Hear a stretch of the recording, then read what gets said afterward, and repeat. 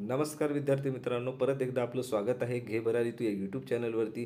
तर मित्रांनो, आज आपण पाहणार आहोत महाज्योती या संस्थेअंतर्गत जे काही आपले विद्यार्थी मित्र असतील, महाराष्ट्र सेट परीक्षा देणारे असतील, जी पुणे विद्यापीठ अर्थात सावित्रीबाई फुले विद्यापीठाच्या अंतर्गत महासेट या परीक्षेचं आयोजन करण्यात येतं.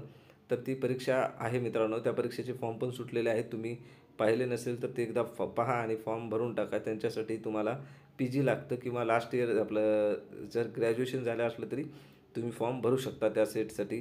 मात्र तुमचं पी-जीला ॲडमिशन असावं लागतं. तर मित्रांनो, या ठिकाणी आपल्याला काय पाहायचं आहे, की त्या पी-जीला जे पी-जी करतात, आता जे काही पी-जी झाल्याच्यानंतर सेट सहाय्यक प्राध्यापकाची परीक्षेची जी कोणी तयारी करत असतील, त्या विद्यार्थ्यांसाठी तुम्ही हे जाहिरात खास त्यांच्यासाठीची योजना आहे मित्रांनो एक.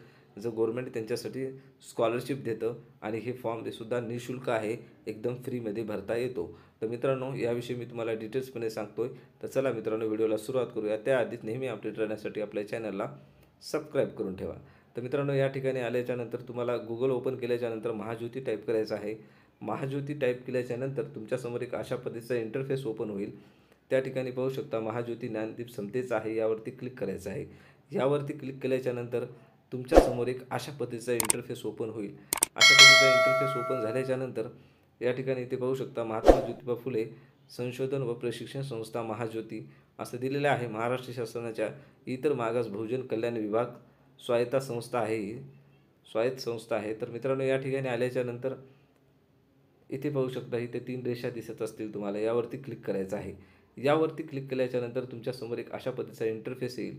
या ठिकाणी तुम्हाला नोटीस बोर्ड अर्थात सूचना फलकवरती क्लिक करायचं आहे. सूचना फलकवरती क्लिक केल्याच्यानंतर परत एक तुमच्यासमोर एक अशा पद्धतीचा इंटरफेस येईल. तर या ठिकाणी तुम्ही इथे पाहू शकता, जे काही दिलेलं आहे ते वेगवेगळ्या काही परीक्षा असतील याच्या ते राबवलेल्या जातात. यांच्यातर्फे ते त्यांनी घेतलेले असतात. तर मित्रांनो, या ठिकाणी आल्याच्यानंतर तुम्हाला ही पण मी जाहिरातीविषयी सांगितलेलं आहे. एक वेळेस आपल्या चॅनलवरती जा आणि भेट द्या. MBA असेल, स्कॅट-मॅट जे काही परीक्षा ट्रेनिंग असेल त्याविषयी तुम्हाला सांगितलेलं आहे. हे आर्मीचं असेल, आर्मीविषयी पण व्हिडिओ बनवलेला आहे आपल्या चॅनलवरती, तुम्ही भेट देऊ शकता. आता आपल्याला याविषयी पाहायचं आहे मित्रांनो. Application invite for UGC net आणि जे काही महाराष्ट्र सेट असेल 2025-26 ट्रेनिंग प्रोग्राम. यावरती आल्याच्यानंतर तुम्हाला या ठिकाणी क्लिक हेअरच्या ठिकाणी क्लिक करायचं आहे. क्लिक हेअरच्या ठिकाणी आल्याच्यानंतर या क्लिक हेअरला क्लिक केल्याच्यानंतर एक तुमच्यासमोर एक परत एक अशा पद्धतीचा इंटरफेस येईल. तर या ठिकाणी ते पाहू शकता, अशा पद्धतीचा इंटरफेस आल्याच्यानंतर तुम्ही या ठिकाणी परिपत्रकवरती क्लिक करायचं आहे. रजिस्ट्रेशन लिंकवरती आपल्याला क्लिक नाही करायचं आहे, कारण सध्या आपल्याला परिपत्रक पाहायचं आहे आणि नंतर आपण रजिस्ट्रेशन लिंकवरती जाऊन आपल्याला रजिस्ट्रेशन कसं करायचं आणि फॉर्म कसा फिल करून सबमिट करायचा आहे हे मी तुम्हाला डिटेल्सपणे सांगतो. तर चला मित्रांनो, त्याआधी आपण परिपत्रकला जाऊयात. तर मित्रांनो, एवढंच सांगायचं आहे की शेवटपर्यंत व्हिडिओ बघा आणि व्हिडिओला लाईक करा राव. तर परिपत्रकवरती क्लिक करायचं आहे. परिपत्रकवरती क्लिक केल्याच्यानंतर तुमच्यासमोर एक अशा पद्धतीचा इंटरफेस येईल. थोडा वेळ थांबा, ती फाईल डाउनलोड होत आहे. डाउनलोड झाली की तुम्हाला मी डिटेल्सपणे सांगतो. तर मित्रांनो, या ठिकाणी अशा पद्धतीची फाईल येईल. तर या ठिकाणी क्लिक करायचं आहे. आता ही ओपन झाल्याच्यानंतर फाईल, हे परिपत्रक ओपन झाल्याच्यानंतर तुम्ही इथे पाहू शकता, इथे काय दिलेलं आहे, इतर मागास बहुजन कल्याण विभाग महाराष्ट्र शासन राज्य मुंबई कार्यालय व्यवस्थापकीय संचालक महात्मा ज्योतिबा फुले संशोधन प्रशिक्षण संस्था महाज्योती महाराष्ट्र राज्य नागपूर अशा पद्धतीने दिलेलं आहे. तर पुढे काय दिलेलं आहे इथे पाहू शकता. UGC नेट असेल महाराष्ट्र सेट असेल तर तुम्हाला जी परीक्षा द्यायची आहे त्याच्या पूर्वपरीक्षेच्या प्रशिक्षणाकरता काय करण्यात येणार आहे. जे इतर मागासवर्ग असतील, विमुक्त जाती असतील, भटक्या जमाती असतील, तसेच विशेष मागास प्रवर्गातील असतील विद्यार्थी, त्यांच्यासाठी काय केलेलं आहे मित्रांनो, 2025-26 करता UGC नेट सेटच्या पूर्वपरीक्षेच्या तयारीसाठी मोफत ऑफलाईन व अनिवासी पद्धतीने महाज्योती काय करणार आहे, प्रशिक्षण देणार आहे. त्याकरिता काय करायचं, इच्छुक विद्यार्थ्यांना ऑनलाईन पद्धतीने अर्ज मागवण्यात येत आहेत. तर मित्रांनो, या ठिकाणी इथे पाहू शकता, प्रशिक्षणाचा कालावधी कधीचा आहे मित्रांनो, 6 महिन्याचा आहे आणि त्या ठिकाणी विद्यावेतन तुम्हाला किती देणार आहेत, तर 10,000 प्रति महिना विद्यावेतन देणार आहेत, 75% तुमची उपस्थिती असल्यावर.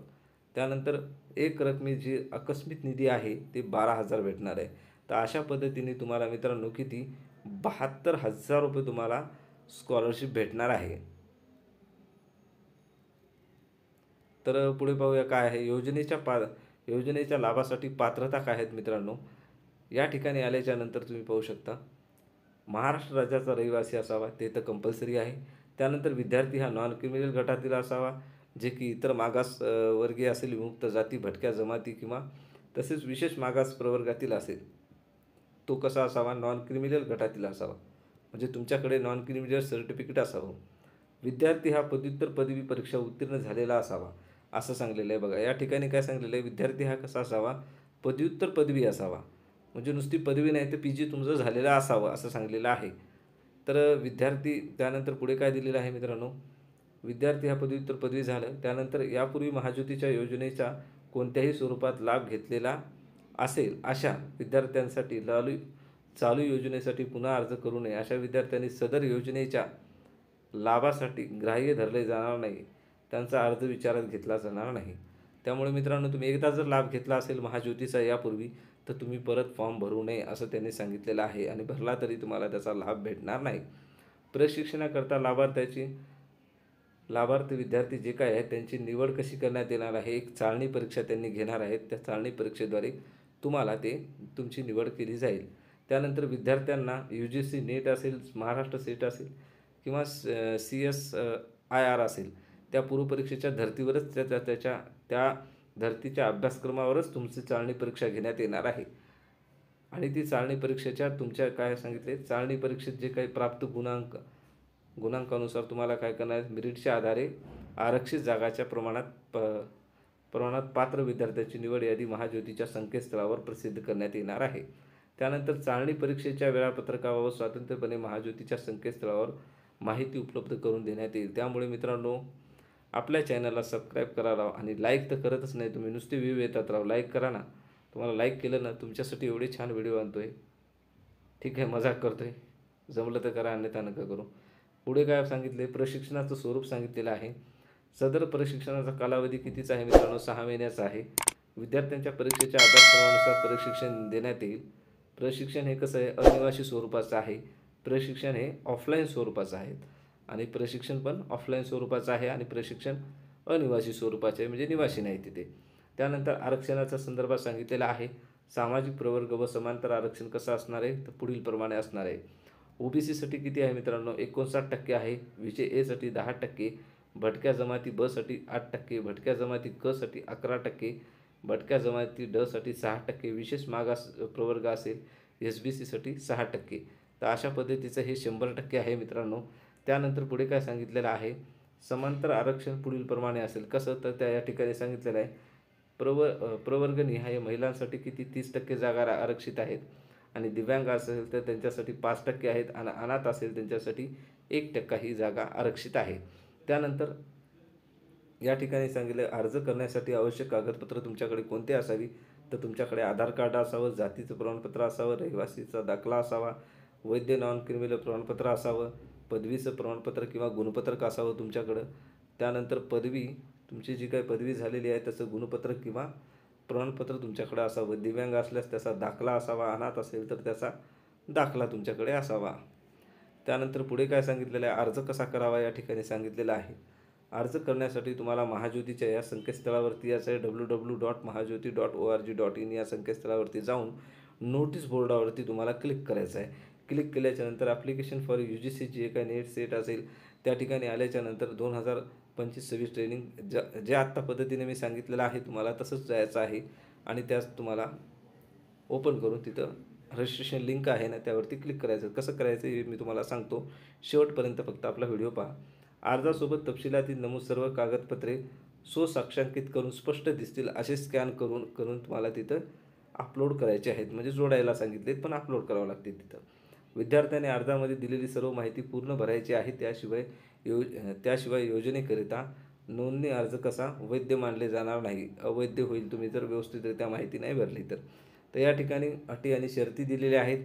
अर्जाची शेवटची तारीख मित्रांनो 15/3/2025 आहे. त्यानंतर पोस्टाने किंवा ईमेलने जर अर्ज केला असेल तर तुम्ही ते स्वीकारला जाणार नाही. त्यानंतर जाहिरात रद्द करणे, मुदतवाढ देणे, अर्ज नाकारणे, स्वीकारणे यावर सर्व कोणाचे अधिकार आहेत, तर महाज्योती व्यवस्थापकीय संचालक यांचे आहेत. त्यानंतर प्रशिक्षणाकरता निवड झालेल्या विद्यार्थी ज्या दिनांकास प्रशिक्षण संस्थेकरता रुजू होतील ज्या दिवशी तुम्ही रुजू झालात त्या संस्थेमध्ये प्रशिक्षणासाठी, त्या दिनांकापासून त्यांना महाज्योतीच्या धोरणानुसार विद्यावेतन लागू होईल. विद्यावेतन तुम्हाला त्या दिवशीपासून तुम्हाला भेटणार. तथापि प्रत्यक्ष प्रशिक्षणासाठी किती तुमची 75% उपस्थिती असणे अनिवार्य आहे. असणाऱ्या विद्यार्थ्यांनाच हे विद्यावेतन देय राहील. कोणत्याही माध्यमातून व अंतिम निवड प्रक्रियेतून तसेच प्रशिक्षणाच्या कोणत्याही टप्प्यात विद्यार्थ्यांनी सादर केलेली माहिती चुकीची, दोषपूर्ण, दिशाभूल करणारी असल्यास अथवा विद्यार्थ्याने यापूर्वी महाज्योतीमार्फत राबवण्यात येणाऱ्या कोणत्याही योजनेचा लाभ घेतलेला आढळला, तसेच महाज्योतीच्या शासनाच्या जे काही सारथी योजना आहे त्या योजनेचा जर लाभ घेतला असल्यास त्याची निवड काय करण्यात येणार आहे? रद्द करण्यात येणार आहे. विद्यार्थ्यांचे बँक खाते आधार क्रमांकाशी संलग्न असणे आवश्यक असून विद्यार्थ्यांना पुरविण्यात येणाऱ्या विद्यावेतन त्यांच्या आधार नंबरशी संलग्न असलेल्या बँक खात्यात जमा करण्यात येणार असून सदर बाबीची विद्यार्थ्यांनी नोंद घ्यावी. हे DBTला तुमचं खातं जोडणं आवश्यक आहे. तर मित्रांनो, या ठिकाणी अजून काय सांगितलेलं आहे? अर्ज भरताना जर कोणत्याही प्रकारची अडचणी आल्यास कार्यालयीन वेळेत केवळ महाज्योती कॉल सेंटरला तुम्हाला संपर्क करायचा आहे. तर या ठिकाणी हे संपर्क क्रमांक दिलेला आहे महाज्योतीचा. या ठिकाणी ईमेल ID दिलेला आहे, मेल ID त्यांचा, त्यानंतर संकेतस्थळ दिलेलं आहे, वेबसाईट आहे त्यांची इथं. तर अशा पद्धतीची माहिती होती मित्रांनो. माहिती कशी वाटली नक्कीच कळवा. माहिती आवडली असेल तर लाईक करा, शेअर करा आणि आपल्या चॅनलला सबस्क्राईब करा. त्याआधी मित्रांनो तुम्हाला सांगतोय आपण कसं फॉर्म भरायचं राहिलं होतं, ते फॉर्म कसा भरायचा हे तुम्हाला मी सांगतोय. तर हे परिपत्रक झालं वाचून. त्यानंतर बॅक यायचं आहे. बॅक आल्याच्यानंतर या रजिस्ट्रेशन लिंक दिसते तुम्हाला, यावरती क्लिक करायचं आहे. यावरती क्लिक केल्याच्यानंतर परत एक तुमच्यासमोर एक अशा पद्धतीचा इंटरफेस येईल. या ठिकाणी इंटरफेस आल्याच्यानंतर तुम्हाला तुमचा मोबाईल नंबर टाकून व्हेरीफाय करून, मोबाईल व्हेरीफाय करून तुम्हाला सबमिट बटनावरती क्लिक करायचं आहे. सबमिट बटनावरती क्लिक केल्याच्यानंतर तुमच्यासमोर 3 प्रेफरन्स नंबर येतील. ते सेंटरचे ते टाकायचं आहे तुम्हाला. तर चला मित्रांनो, कशा पद्धतीचे ते पुढे सांगतो तुम्हाला. तर मित्रांनो, OTP आल्याच्यानंतर तुम्हाला इथं सबमिट केलं. सबमिट केल्याच्यानंतर तुमच्यासमोर परत एक अशा पद्धतीचा इंटरफेस येईल. इंटरफेस आल्याच्यानंतर या ठिकाणी तुम्ही इथे पाहू शकता पर्सनल डिटेल्स दिलेला आहे, इथं क्वालिफिकेशन डिटेल्स दिलेलं आहे आणि इथं डॉक्युमेंट दिलेलं आहे. तर मित्रांनो, तुम्हाला आता पर्सनल डिटेल्सवरती तुम्ही आहात. या ठिकाणी तुम्हाला 3 सेंटर्स चॉईस करायचे आहेत. 3 सेंटर चॉईस केल्याच्यानंतर तुम्ही इथे पाहू शकता 3 सेंटर ऑलरेडी मी चॉईस केलेले आहेत, त्यामुळे इथे येत आहे. त्यानंतर खाली आल्याच्यानंतर या ठिकाणी तुम्हाला फुल नेम दिलेला आहे. इथं खाली ॲप्लिकेशन फुल नेम दिलेलं आहे. या ठिकाणी इथं फुल नेम टाकायचं आहे तुम्हाला. आता ऑलरेडी फॉर्म भरलेला असल्यामुळे मी दाखवू शकत नाही, तरी पण इथं आल्याच्यानंतर इथं फुल नेम टाकायचं आहे तुम्हाला. असं काहीतरी टाकल्याच्यानंतर मित्रांनो, एक तुम्हाला याच्यासाठी टाकत आहे मी, तुम्ही असाल तर हा या ना म्हणून. या ठिकाणी तुम्ही पाहिल्याच्यानंतर इथे पाहू शकता तुम्ही जेंडर निवडायचं आहे तुम्हाला, मेल फिमेल जे काही असेल ते. आणि या ठिकाणी जन्मतारीख टाकायची आहे. जन्मतारीख टाकल्यानंतर ऑर्फन असेल तर यस करायचं आहे. कुठला आहे तुमचा प्रकार, संस्थाबाह्य आहे की संस्थात्मक आहे हे निवडायचं आहे. त्यानंतर तुम्हाला डिसॅबिलिटी असेल, तुम्ही दिव्यांग असाल तर निवडायचं आहे. यामध्ये कोणता प्रकार आहे तुम्हाला ते निवडायचं आहे. त्यानंतर इथे कास्ट निवडायची आहे. कास्ट निवडल्याच्यानंतर तुम्ही पाहू शकता या ठिकाणी असं सहज क्लिक केलेलं आहे मी. त्यानंतर या ठिकाणी तुमचा नॉन क्रिमिनल टाकायचं आहे. क्रिमिनल, नॉन क्रिमिनल जे काय असेल ते. यानंतर या ठिकाणी आल्याच्यानंतर इथे आल्याच्यानंतर आधार नंबर टाकायचा आहे. मी आधार नंबर असंच काहीतरी टाकलेला आहे मित्रांनो. तर एक उदाहरणासाठी तुम्हाला टाकलेलं आहे.